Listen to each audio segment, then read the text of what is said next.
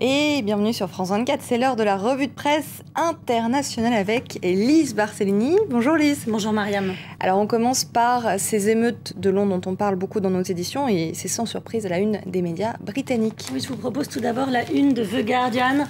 The Battle for London, la bataille de Londres, un titre très fort qui évoque comme une guerre avec cet émeutier qui se cache le visage devant un véhicule incendié. C'était une photo qui a été prise dans le quartier d'Hackney, dans l'est de la ville de Londres.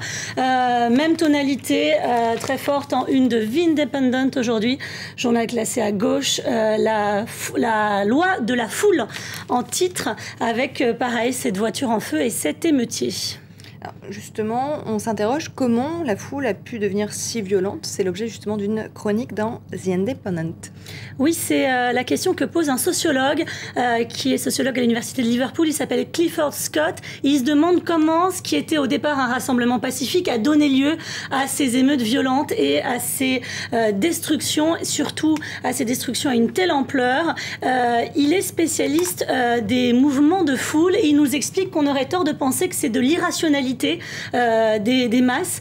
Donner aucune signification à ces émeutes, ce serait justement ne pas reconnaître qu'il existe un terreau favorable, qu'il existe des problèmes dans la société britannique, nous dit-il.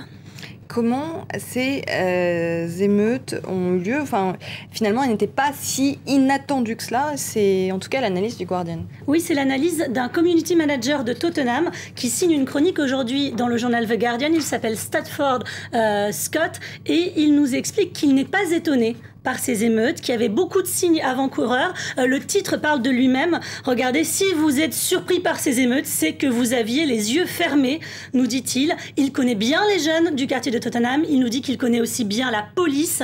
En revanche, il est très étonné, donc pas du fait qu'il y a eu des violences, mais il est étonné de l'ampleur des violences et des destructions. Il dénonce aussi l'existence d'un racisme institutionnel au sein de la police de Londres. Et la police de Londres, au cœur d'une polémique qui n'en finit plus d'enfler, oui. Notamment parmi la population. Oui, et c'est un article à lire dans The Independent ce matin, un article intitulé « La police doit montrer qu'elle n'est pas contre les Noirs ». L'auteur plaide pour une police qui serve les intérêts de toutes les communautés, de tout le monde à Londres. Alors la force de cet article, c'est qu'il est écrit par qui? Par un ancien policier. Donc c'était pas étonnant qu'un community manager de Tottenham dénonce la police, mais là, le fait que ce soit un ancien policier, ça me semble très intéressant. Brian Paddick, il faut savoir que maintenant, il fait de la politique aux côtés des libéraux-démocrates. On passe à la grande autre actualité du jour, c'est évidemment les marchés. Oui, les marchés. Et alors, au milieu de ce pessimisme ambiant, Mariam, je vous propose un petit jeu. À votre avis, quelle est la photo qu'on retrouve le plus aujourd'hui dans les journaux à travers le monde? Des traders qui pleurent? Voilà, des traders qui passent par toutes les émotions les plus désagréables. Regardez, je vous propose plusieurs images. C'est une mosaïque proposée à l'intérieur de The Independent, justement sur cette thématique du trader qui a peur, qui pleure, qui se tape le menton, qui se cache le visage. Pour illustrer tout ça, je vous propose aussi bien sûr les unes des journaux américains. Pareil, quand on parle des marchés, on parle des traders parce que les marchés, c'est impossible autrement à visualiser pour les lecteurs. Regardez tout d'abord la une du Washington Post, pire journée sur les marchés depuis 2008. Donc bien sûr, c'était la pire journée d'hier avec ce trader qui s'éponge le front, un trader asiatique. En une du Wall Street Journal, pareil, un trader cette fois-ci au téléphone. Les marchés plongent partout sur la planète. Enfin, le International Herald Tribune, des marchés déstabilisés et en très fort repli. Et pour finir, on va parler de la situation en Syrie. Les taux se resserrent de plus en plus autour de Bachar el-Assad. L'Arabie Saoudite, le Koweït et Bahreïn tournent le dos aux dirigeants syriens. Ils ont rappelé leur ambassadeur. Oui, The Independent, le journal britannique, propose un article très pédagogique. D'un côté, une photo du roi Abdallah d'Arabie Saoudite, de l'autre, Bachar el-Assad.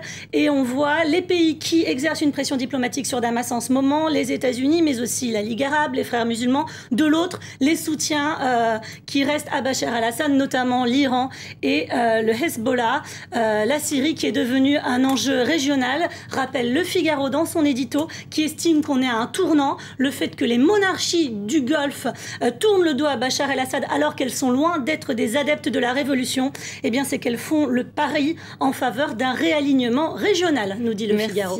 Merci beaucoup Lise Barcellini. C'était l'heure de la revue de presse internationale. Restez avec nous, un nouveau journal à suivre très vite.